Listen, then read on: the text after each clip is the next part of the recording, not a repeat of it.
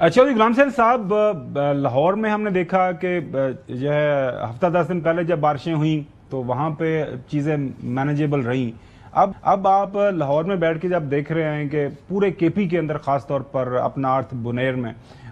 जिस तरह से क्लाउड बस्ट हुआ और उसके नतीजे में जो नुकसानात सामने आए, आज आपने देखा कराची के अंदर जो बारिशें हो रही हैं,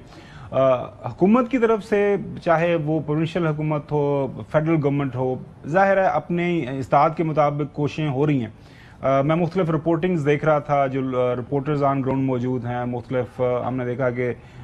जो एक्सपर्ट्स हैं मुतलका वो भी ऑन ग्राउंड मौजूद हैं। ज़्यादातर जो हलाकतें हुई हैं उसमें ज़ाहिर है कुछ वजह तो वो मैन मेड क्राइसिस भी है कि वो जो नदी नाले हैं जहाँ पे लोगों ने उनको ट्रेसपास किया हुआ है, दुकानें बना ली, मकानात बना ले, लेकिन कुछ एरियाज़ ऐसे भी हैं ज़ाहिर है वहाँ पे कुदरती आफत, जब बारिश इतनी ज़्यादा मिकदार में होती है फिर उसके बाद आपके बस में कुछ रहता नहीं है। चौधरी साहब जी बिल्कुल, ये तो आपकी बात ठीक है। जितनी मर्जी इंतज़ामिया और रफाई और फलाई अदारे कोशिश करें,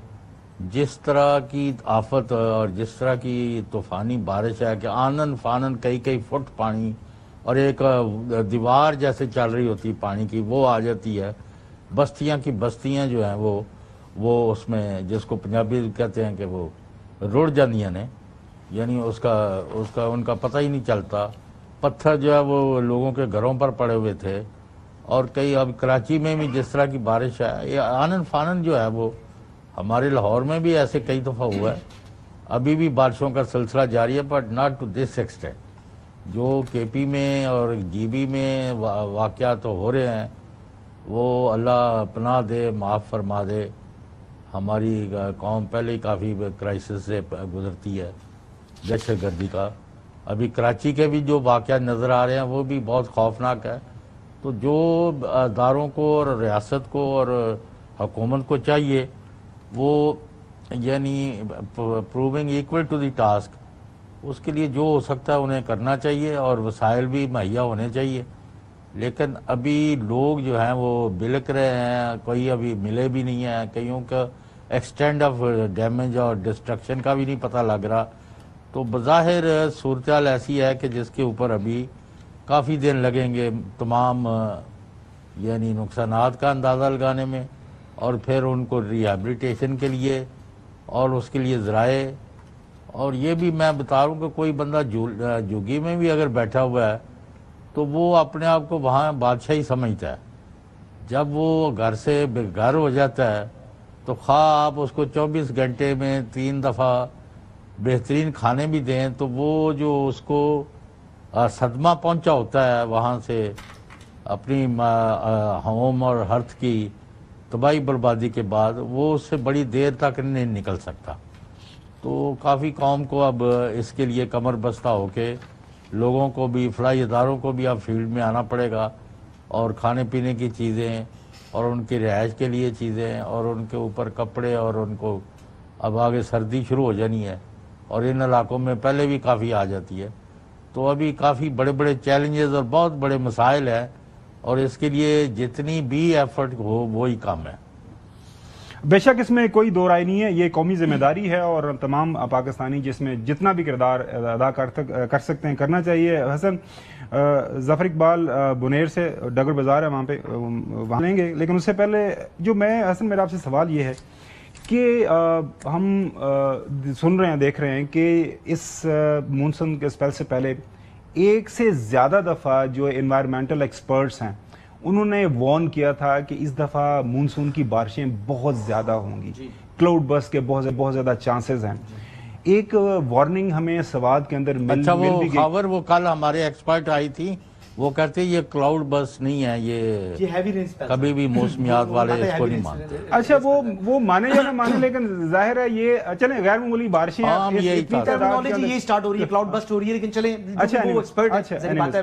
सो सवाल ये है कि जो सवाद का वाकया होता है वो एक काइंड ऑफ फोर वार्निंग थी कि आने वाले दिनों के अंदर इस तरह के चांसेस हो सकते हैं। क्या हम ये कह सकते हैं कि मुतलका हुकूमतें जो ज़िली सतह के ऊपर थीं वो तैयार नहीं थीं یا یہ ان کی ایکسپیکٹیشن سے بھی زیادہ ہو گیا ہے کہ دے ور آلسو لائک آسٹرک جسے کہتے ہیں, سرپرائزڈ ہو گئے کہ جی بالکل جس انداز سے پھر یہ سارا بالکل ٹھیک کہہ رہے ہیں. میٹ آفس بھی کہہ رہا تھا, جو ایکسپرٹس ہیں وہ تو تھے ہی تھے, میٹ آفس کی وارننگز موجود تھی, پی ڈی ایم اے نے بھی کہا ہوا تھا کہ جی یہ ممکن, اور ایک سے زیادہ دفعہ کہا, اور پی ڈی ایم اے سیمینار جو ہے, کانفرنسز بھی ہوئے, حکومت جو صوبائی حکومت ہے, دیکھیں جہاں پر ان کی جو بات بنتی ہے, جو ان کی زیر انتظام ہے, پی ڈی ایم اے بھی اس بات کی توقع تھی کہ اس قسم کی چیزیں ہو سکتی ہیں, اور پہلے سوات واقعے کے بعد انکوائری بھی ہوئی تھی, اور میٹ آفس کے لوگ بھی اس میں شامل کیے گئے تھے, ایکسپرٹ شامل کیے گئے تھے. لیکن سب سے زیادہ مایوسی اس بات پر ہوئی ہے کہ پہلے دن صبح 8 بجے قریب جو ہے نا وہ بنیر میں, یعنی گھر کے گھر جو ہے وہ بیٹھ چکے تھے. جو پہلا سٹیٹمنٹ آیا خیبر پختونخوا کے جو چیف منسٹر ہیں ان کا شام 5 بجے, جس دن یہ واقعہ ہوتا ہے شام 5 بجے, صبح 8 بجے کے ٹائم لوگوں کے اوپر قیامت صغریٰ آ چکی ہے, 8 بجے ان کا سٹیٹمنٹ آ رہا ہے. تو شاید ان کی مصروفیت زیادہ تھی, یا وہ اس ٹائم ان کو ہوش آیا تھا کام کی مصروفیت سے جو وہ امور گورننس کے نبھا رہے ہیں. سنا تھا ڈی اے خان کے اندر موجود تھے, اور ڈی اے خان کے اندر بھی ان کی کچھ کوئی لمبے بالوں والوں سے بھی ملاقاتیں, ان کو پتہ نہیں کرتے ہیں, وہ کبھی جو ہے یہاں پر بھی ملاقاتیں کرتے ہیں, اسلام آباد میں بھی آ کر کچھ لوگوں سے, کچھ لمبے بالوں والے جو کہ شام کے ٹائم سڑکوں پر آتے ہیں نا, ان سے بھی ان کے کوئی رابطے شابطے ہیں, تو ان کے ساتھ شاید ملاقاتیں کر رہے تھے.